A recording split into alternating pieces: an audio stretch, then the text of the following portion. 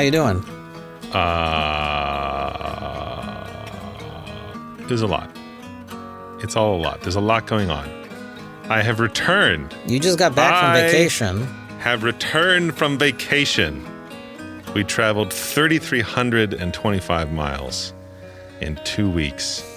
That's a lot.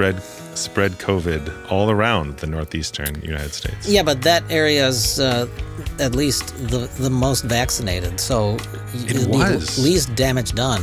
You went to Maine, right? I did, and Connecticut, and Massachusetts, Rhode Island. Yeah, but and New Hampshire, Vermont, New York, I can't remember. Is it New Hampshire? Vermont is like almost 70% or 75% or more. Vaccinated fully vaccinated in Vermont. What's weird though is that it's still not. I wouldn't say things have opened up, even over there, like as much as they have over here. They're even more cautious. Things are slower to open up over there, I would say, than here, even though they have a much higher vaccination rate.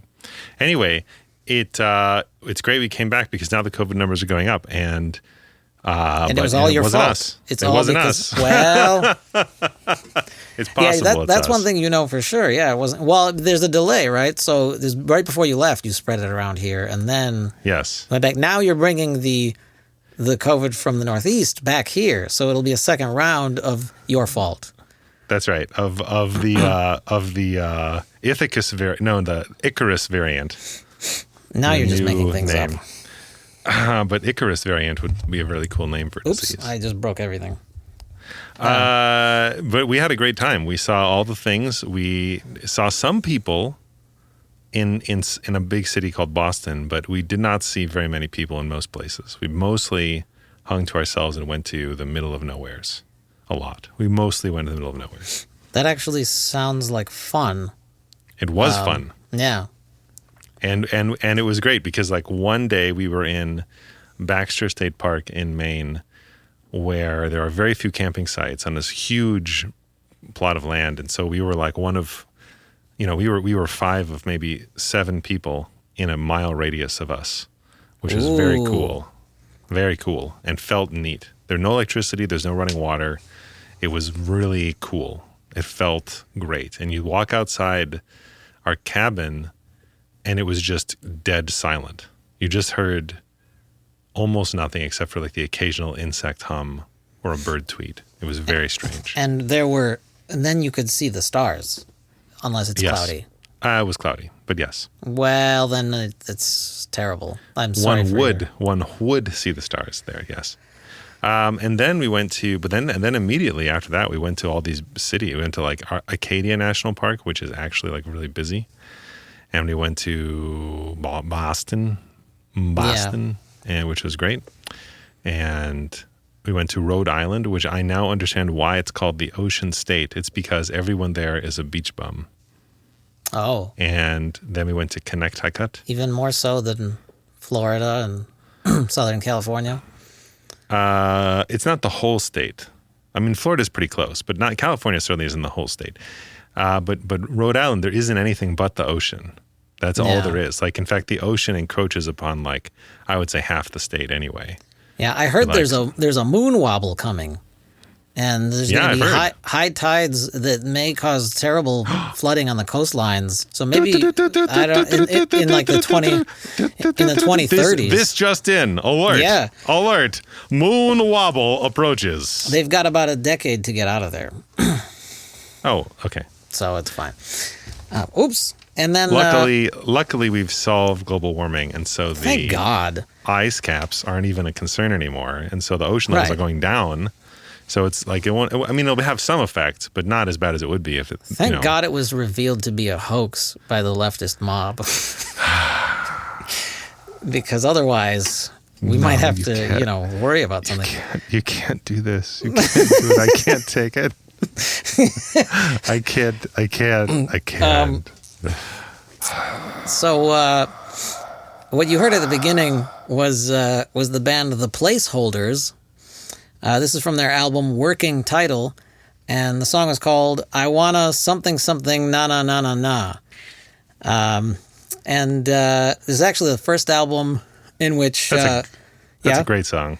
That's a great song. It is a great song, but this is the first album in which vocalist Dude We Gotta Come Up With a Killer Stage Name For You took over all the guitar duties after lead guitarist Something Like the Edge But Not So Lame left the band 3 years ago. And you can kind of tell, like, the guitar work is not as good. I thought so, but it was just like an off day in the recording studio. I didn't realize the band membership had changed so much. Yeah, Something Like the Edge But Not So Lame is not there anymore, so. I got it. Yeah. Anyway, but it's good. It is a good song still. I think they still got their touch. Yeah. Yeah, you know, I want to talk about video games briefly, and maybe, you know, some of our, probably only like 1,000 of our 10,000 listeners are actual video game fans, so we can't, make this too long because we don't want to bore people. But because I had an insight because so there's this thing coming out. Valve is releasing this device called the Steam Deck. And, because Deck is the coolest possible name for a computer. If you believe in cyberpunk 80s novels. William Gibson's Neuromancer. Okay, see, I don't even know that this is the... They called them cyber decks, and they wore them on their bodies like you would with a guitar strap. And you would program on them anywhere you had. It had an integrated computer and battery and keyboard and modem and everything you wanted. Wow, so it's not... It's not a laptop, it's a chest top. Wow. No, it's like you wear it on your hip. It's like a messenger bag, except it's a computer. It's a guitar strap. Yeah, that sounds really cool. A computer electric guitar. Whoa, not an acoustic guitar strap. Electric guitar strap, obviously. Much lower, around the crotch. A computer fanny pack. That sounds really cool. Like you're having sex with the computer as you're using it. Just like an electric guitar. Yeah, well, I'm sure there was haptic products for porn use. But anyway, porn viewing. But... sure. So there's this thing called the Steam Deck, and it's clearly, so there's all these products coming out. Like Nintendo has been clearly very, very influential with the Switch, right? Because there's all these, no question. So the Steam Deck is like, you see articles on the internet where they're like, is this the Switch for the PC? And it's like, because that's what it is. It's a handheld thing. It's got a screen in the middle and then controls on the sides, and you can dock it and push it to like a big screen. So it's like a hybrid thing. There's a rule. There's a rule that says that any headline that is a question you should answer with no. Oh yeah. Yeah. Yeah. Well, that kind of that probably is true most of the time. So right. But so this thing, you can take it out and it's a handheld thing, and but it runs games from your Steam library. It's like fully integrated with Steam, which is this online video game distribution kind of central hub. It's like a cloud for anyone who doesn't know, where you keep all your computer games on there, and you can download it to different devices and install them on different devices. Yeah. And it's completely taken over. They have like almost a monopoly on the video PC game distribution market. So it's kind of a smart thing. But I was thinking about this, and so obviously people, it's the question like, is this gonna hurt Nintendo? Is this like, everyone's gonna get this Steam because it's got better specs, right? It's got bigger numbers. It's got bigger numbers. It's got more, better. All the numbers are bigger. Yeah, it's got more. It's got pixels it's got more megahertzes. Yeah, or gigahertzes, whatever they are nowadays. It's got more gigabytes. And I was thinking about this, and I'm like, why is this such a big deal? And so the Switch was really successful, and anytime people talk about why the Nintendo Switch was so successful, they're like. They talk about the sort of practical things about it. Well, there's a hybrid console. You can play it in handheld. You can take it with you, or you can play it, at home. And it's like, well, I mean, that is all great. But my insight was that the thing that was really impressive that Nintendo did with the Switch was it sort of created like a paradigm shift that bridged the gap between handheld and home video games, because up until the Switch, there have always been handheld systems, right? But handheld video games and handheld gaming has always been considered second rate. It's like You can go watch the big. You can go to the movies and see the big summer blockbuster, or you can watch a made-for-TV movie. And it's like, oh, well, this is not a real movie, and so right, like I mean, like on you have like your main video game consoles, and then you have your sort of like your Game Boys or your PlayStation portables or whatever it is, and your argument is they don't offer games that are as good. Well, they're just like not as fun. Maybe they are good, but like they're not as. It's kind of a marketing thing, right? It's like they're not as hyped. They're not given high as budget, much, perhaps. Or something. Not blockbuster entertainment. And so Nintendo came out with this console. They're like, hey, you can use this in handheld mode, and they're like, and here's the next big Mario game. Here's the next big Zelda game, and they're like, well, what console is that for? No. This is it. This is the game, and it worked. Like people think of this hybrid console that they can take other places and they can play at home as being like the next big main console. Right. Even though like it's kind of like, well, of course they have to make sacrifices and it's in terms of the technical abilities of the device to get that to happen. But they've somehow like convinced they're good enough that it still feels like a full console game. It feels like they like trick people into thinking that they haven't really made compromises. Like the games for the Switch feel like huge games. And so now like everybody's got this idea where they're like, oh, the Steam Deck. Look at this. You can take your Steam games and play them, out in the world. And it's like, well, there's going to be compromises there too. But like people are excited about this because I guess what I'm saying is there's not anything like fundamentally new about this that couldn't have been done before. It's just people. There used to be this assumed chasm between handheld games and the real games, right? And that's no longer exists.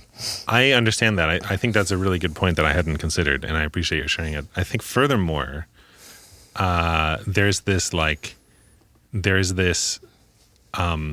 I think batteries actually comes down to batteries a lot. Like the Switch has however many hours of battery life when it's not plugged in, which is more than one. Like it's not bad. It's like several hours, maybe 5 or 6 hours or something of battery life, which is enough to like really get in a good solid gaming session.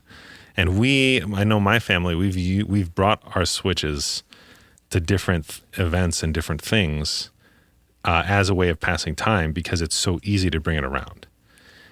I think though, and even though that like the screen is only 720p and it's not all the super fancy graphics, it works because you can sit there and play for 4 hours and just, waiting in line or doing something. Yeah. That's great. Whereas I think that the Steam thing is going to have worse battery life until people make significant like reductions in the graphical quality, at which point, or like the amount of effort the machine is putting into making the game happen. And so to save that battery life, right? And then as a result, I think that most people will be dissatisfied with how their favorite Elder Scrolls V Skyrim looks on the Steam Deck as compared to how it looks when it's docked and it has it's plugged into the wall. And so I predict that most Steam Decks will remain docked and will not actually go anywhere, which is sort of dumb because the whole point is that it's semi-portable. Well, I think it'll. I can see it being successful. It all depends on how well it works and also what the limitations of it are, because there may be certain games that like, we're sorry, you can't play this game portably because the device can't handle it. And so if there's like a long list of games, people are like, well, this sucks. I can only play like 5-year-old games. I can't play the latest games on it or something. Then they might get frustrated and it might not be as successful. Right, the other thing I don't like about it is that the sides don't detach. Like the Nintendo Switch, the Joy-Cons detach. And I really love, I don't know why, even if you're not doing motion controls, just sitting there with the two controllers separated, and like even when I take it with me, I sometimes still separate them and put the screen in my lap and hold the Joy-Cons because it's just fun to play that way, and it's actually a big reason why I like the Switch. So this is kind of, I think it's a mistake that they didn't do that. I bet it's an engineering nightmare or something. I don't know. But clearly Nintendo did it. I don't know. Anyway, I too am still loving the Switch quite a bit. The last thing I wanted to say is that I think that the Steam Deck has potential to be successful. I don't think it's going to affect Nintendo that much. It might reduce their sales sometime. I think one thing is that there's a new Switch coming out, and maybe people will refrain from buying that who already own a Switch, and instead they're going to go, get the Steam Deck or to have another option. But I think it'll be. I think it's kind of silly to think that this is going to put Nintendo in trouble, because it's not like the shape of the controller is the only thing that these video game companies have going for them. I mean, the fact that somebody created a PlayStation-shaped controller that works with a computer did not cause Sony to just collapse. It's like, I mean, you have Nintendo has all these exclusive games that are extremely successful. If you want to play these games, you got to get a Switch. I mean, there's a new Metroid game coming out. I heard some sort of side-scroller Metroid. I don't know. There's a lot. But anyway, enough. We gotta. I'm probably gonna edit this down because we're talking too long. Let's talk about video games more. Oh, okay. No. Well, let's see what the hat tells us. We should though. We should see what the hat has us talk about. But first, this podcast was brought to you by Morgengroible. Are you tired of devoting hours and hours of your time each month just to make sure your Flimbenheim is fully gorchambulated? If so, you're not alone.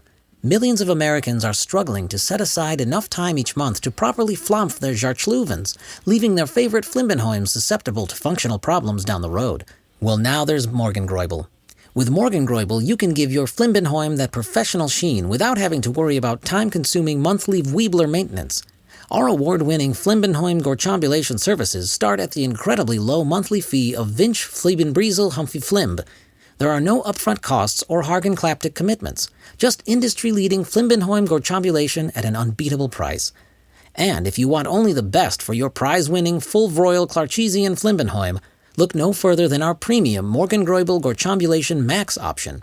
With Gorchambulation Max, you'll be enrolled in a comprehensive, state-of-the-art Gorchambulation Reclacination Services program and paired with an advanced Slavesian Horchblurg technician from our team of Flimbenheim Bulvasian experts for dedicated one-on-one Flimbenheim Glarbflax care, beginning with a free consultation and a visit to your personal Flimbenheim storage clavis for an initial assessment of your Cramborgulent Jarlblarg requirements.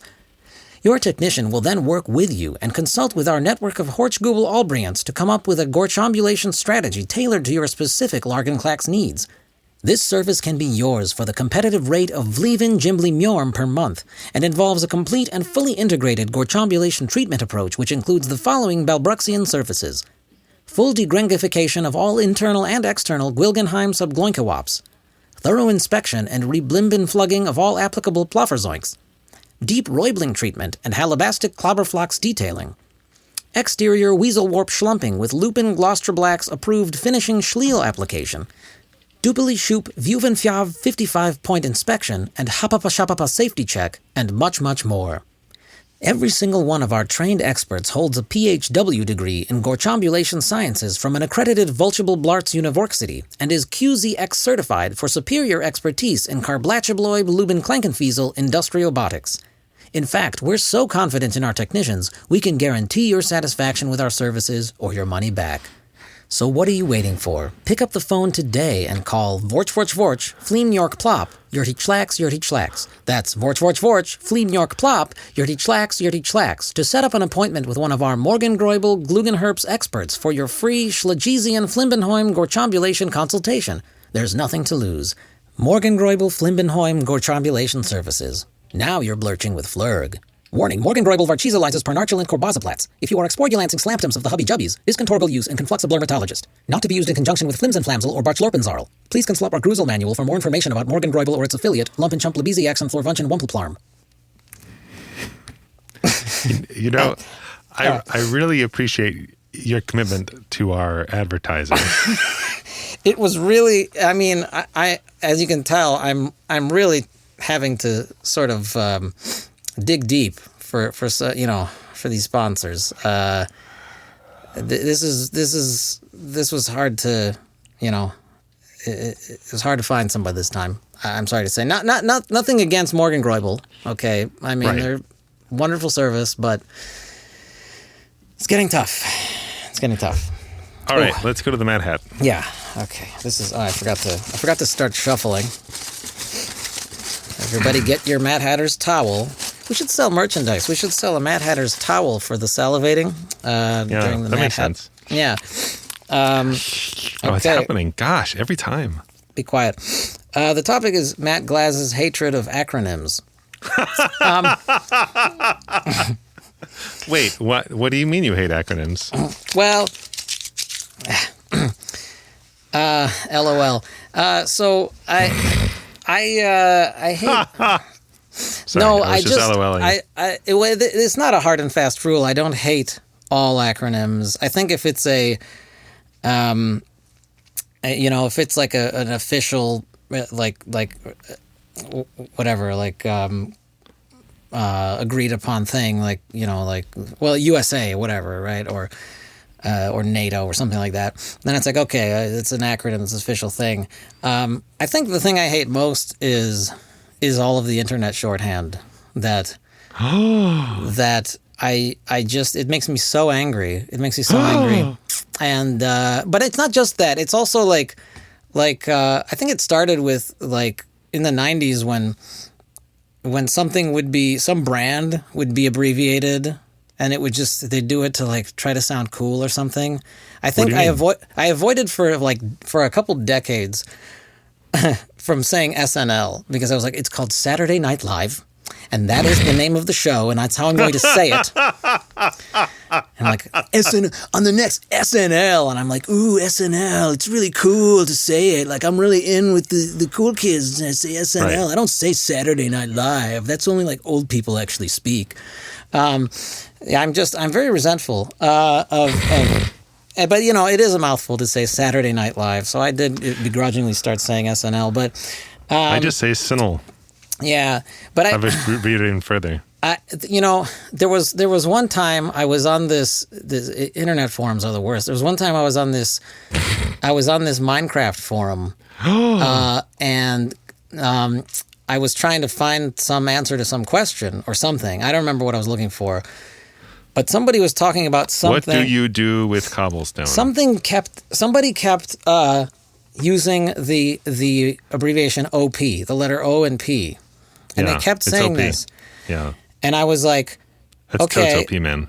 Well, and I was like, Hundo-P. I was like, what does they mean? And nobody ever said the whole thing. I was like, what the I'm like, surely at some point somebody's going to actually use the word, and nobody. Right. I don't think this is OP. I think this is OP, and I'm like, okay, they're not saying. What drove me crazy is I've been in enough internet forums to know that OP usually means original post or original poster or something, right? Oh, and so I was like, but that's not what it means here. So what the hell does it mean?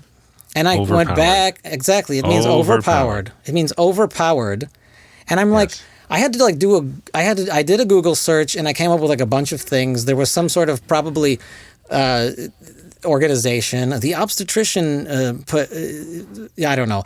And I was Obstin and pediatrics. I was like, what does this mean? And I spent too much time trying to find out what OP stood for, and finally I said it means overpowered. And I was so angry. I was like, what? How was I supposed to know this? And why do you need to abbreviate everything? And I don't know. I think I've thought about this recently, and I think it's because of what I view as language, as the purpose of language being. And I think that you can view language as being two different things. You can view it as being a form of communication, or you can view it as being a form of expression, like self-expression. Right. And I always view language as a form of self-expression. I love writing. I love using words. They're fun. It's really it's just really enjoyable to ooh, I'm going to formulate this sentence this way, and then I'm going to do this thing. And so, but most people are just like, oh, I just got to get this idea across. BRB. I'm like, oh, okay. And I'm like, and of course, ironically, it's also a failure of communication if I don't understand the acronym. But right. But it's that functional, practical use of language that I guess I just don't approach it that way, and maybe that's part of what bothers me about it, but I'm not sure. So that's kind of my spiel so far. I could not possibly disagree with you more. Oh. No, that's not true.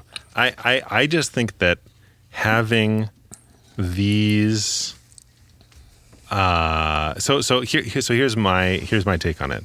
I tend to enjoy learning just enough about a subculture or like a subculture, some esoteric, very small thing, so that I can communicate and know like a couple facts or a couple interesting things about them. I love collecting these because then I go up to people who I don't know, and it's fun to discover what weird random subcultures they're part of and what shared context we now have as a result of like knowing these facts. And so to me, I think people use this language and they do these acronyms. It's their way of defining who is in and who is out. And I love it when I learn that and I figure out that language and I like discover it. But at the same time, I can understand how 1,000% frustrating that is if you don't know what it means. I have a totally random example. I have a political example. Someone I know had a real hard time with the Black Lives Matter movement because bacon lettuce. I don't know why. Every time I see BLM, I'm like, I think lettuce. it's some wait. some kind of sandwich. It's some kind of bacon lettuce mayonnaise. I don't know. That's not bad a sandwich. Anyway, Black Lives Matter because she was like, well, no, everybody's lives matter. Right. And there's this language game that is being played with this expression. They want, if you are in the know, like if you're woke, like if you get it, then what they're saying is like black people are not getting what they need. Like they are being treated as worse people, as subhuman, and that's unacceptable. And it's important to call attention to that. Yeah. But to this person I know, it was very like that. None of that came across. And as soon as it was explained, she was like, "Oh, that makes perfect sense." Like, "Oh, of course." And then she was in the crowd. So like, it's very easy to use language in this way. That's surprising to me. Yeah, just to like exclude people and then have that be like a mistake or like use it as a coded language and use it to you accidentally exclude people you don't mean to, like you in your Minecraft forums. You're unable to understand what they're talking about. Yeah, the BLM thing, the Black Lives Matter thing. Whenever people said, "Well, all lives matter," I always kind of saw that as like an obstructionist thing or a way of like. A whataboutism. Yeah, but like, because to me it's obvious that what is meant is Black Lives Matter too. Like, but they're saying Black Lives Matter because if they had added that word, Black Lives Matter too, it would have like this person been like 100%, like right away. But it took her like a month to get on board because anyway, it was just grammar, you know. Well, I suppose. I guess you're talking about being in on. I don't really see that as a. I mean, that's like a brand. I don't really see that as like a. It's not like an exclusive thing. You're trying to get everyone to. You're trying to convince people. You're trying to start a movement. The Black Lives Matter movement is like you're trying to communicate with as many people as possible, and so. That name was chosen because it has this emotional impact, like. Black Lives Matter, period, meaning like you're implying that people didn't realize they mattered before because that's how our society's structured or something. And so it's a surprising thing, like, oh, Black Lives Matter, yes. So I don't see that. I see like the internet forum thing as more of like like you said, like this being part of some in crowd, like, ooh, I know this lingo now. And other people who don't get it are like noobs, and it makes me feel good to label someone as a noob or something. when I'm on the inside of such a group, I think that all of the cleverness and all the acronyms and all the coded language is awesome, is like super cool, and I love it. And whenever I'm in, like, for example, a foreign country and I don't understand the language, I'm like, why don't you just speak English? Like, why are you using this crazy coded language? Why are you trying to exclude me?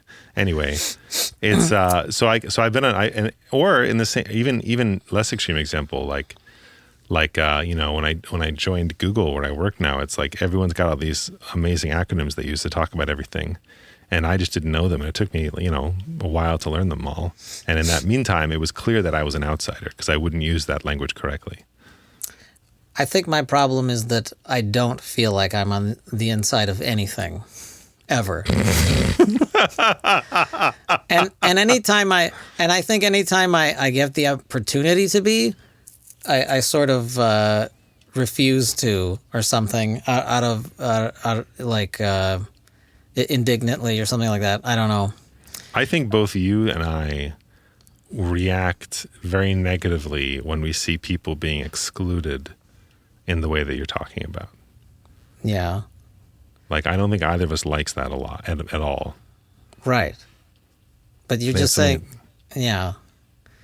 But it sounds like you're okay with it. Before, no. I love all the coded languages and like all the coded things, and as long as I don't think about the impact on the outsiders, because it's like really fun, right? It's fun to come up with this secret language and these things. I mean, I guess I'm not like saying I don't know. I mean, it's not like anybody doing their own thing on the internet has to be sensitive to like everybody in the whole world of you know. I mean. Right. I'm not saying it's some sort of immoral thing. It's just it just drives me crazy because when even when I text, I send texts and I write complete sentences. I put commas in and semicolon because I love it. I don't know why. I really like I just like writing. I like words. I like pronouncing things. I don't know. And I think it shows I think it shows respect for the other person, like when you write it out, because it's like, oh, I spent the time crafting this, like, maybe that's what it is. Maybe that's what bothers me about it. It's like you're too lazy to even write this damn word out. But it's, you know, I mean, whatever. Like, everybody does it, so I just I'm just like, okay. Because everybody does it everybody does it in texts, you know, whatever. Everybody. So a lot of people do. I got a text from my mother once that had some internet abbreviation, and I was like, nope. And I was like, that's not how you spell that. And she was like, oh. Yeah. So I mean, I guess when people like text or whatever, I don't like get offended or whatever. I'm not like, well, they didn't.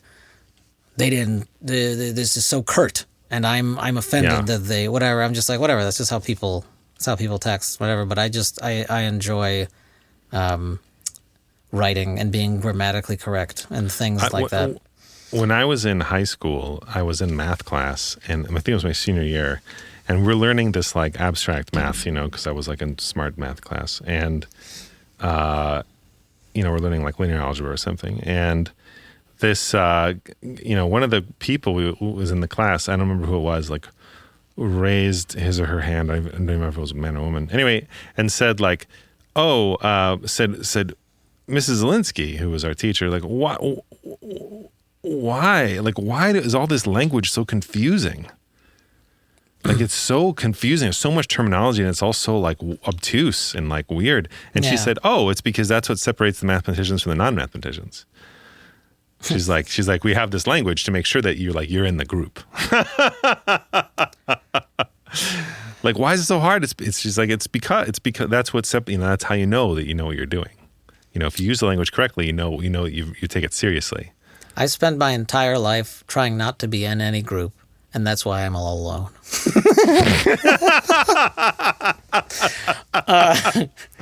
No, I'm serious though. There's something about me that like. I have anytime I like to interact with people one-on-one or hang out with people one-on-one, because anytime I'm in any sort of group, I start to see trends happening. I start to see like this socialization, like people, even just like little. What do you mean? I don't know. Even like people, like little phrases people use.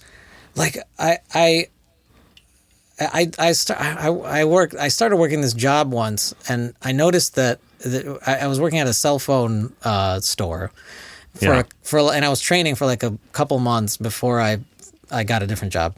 But I just remember, and it was terrible, but I just remember that like what I found really striking was that like everybody was like using these particular phrases that they were like, yeah, for sure, or something. Or they'd say like, well, we can go ahead and do this. And they'd say typically, like usually, most of the time I feel like when people talk, people around me say the word usually.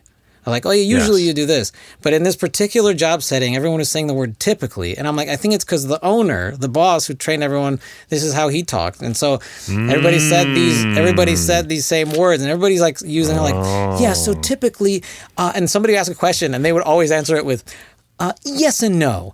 So here's the, and I'm like, everybody, like I'm sitting in this place and like every 3 minutes I hear yes and no.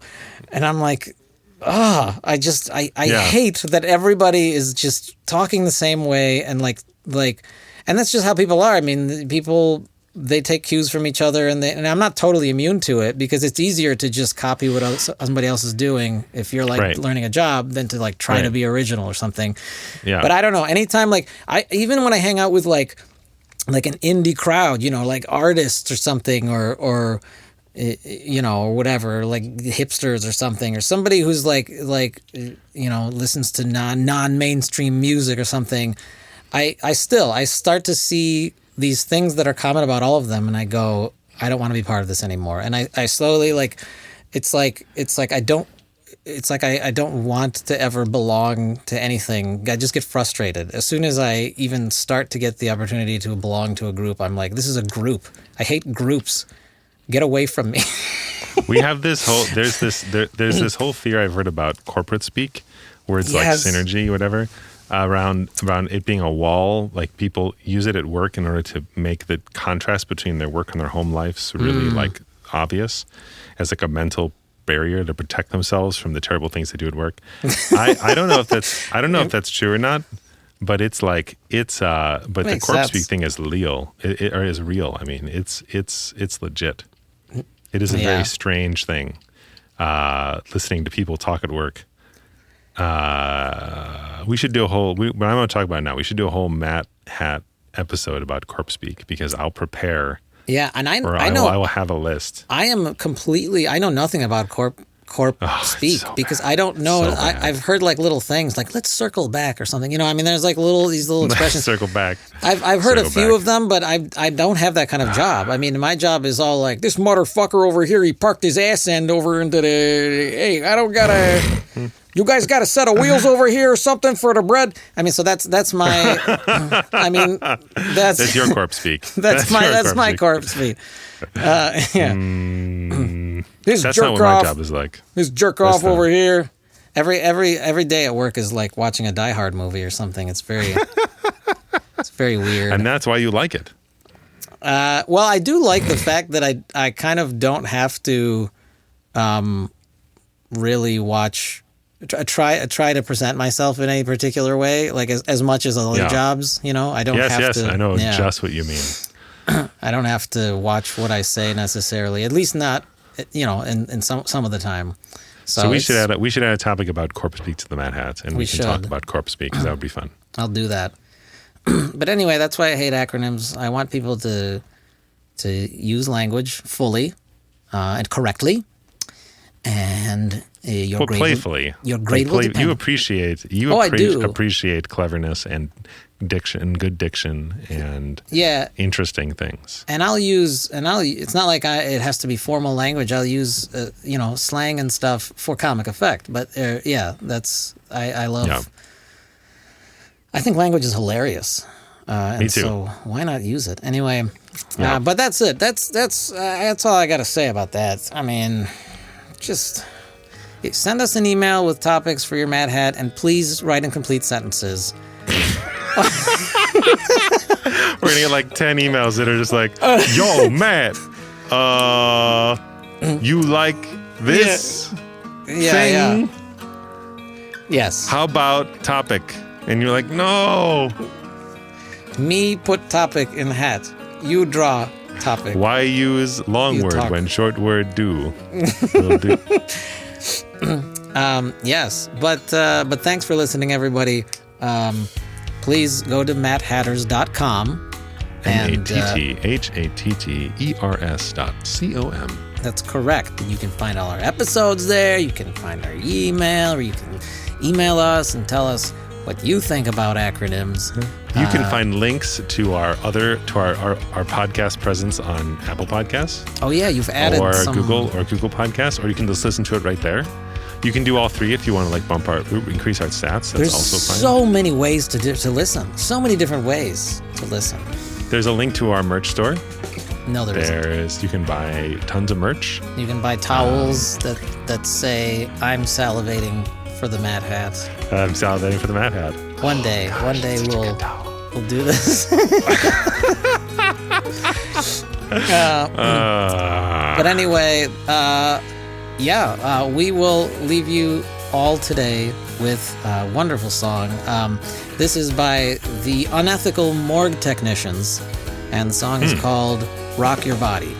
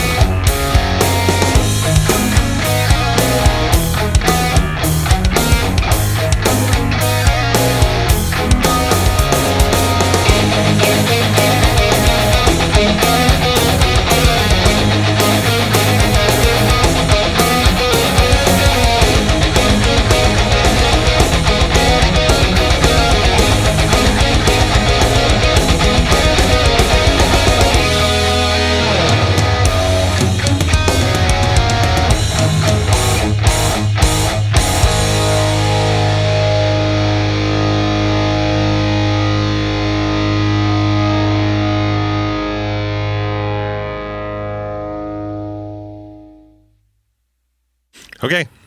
Well, see you, everybody. Bye. Nobody's listening. I cut it off after the song thing. You know that. I don't even know why you're bothering talking. Hey, guys! It's good to hear from you and talk to you. This isn't even gonna make a good outtake.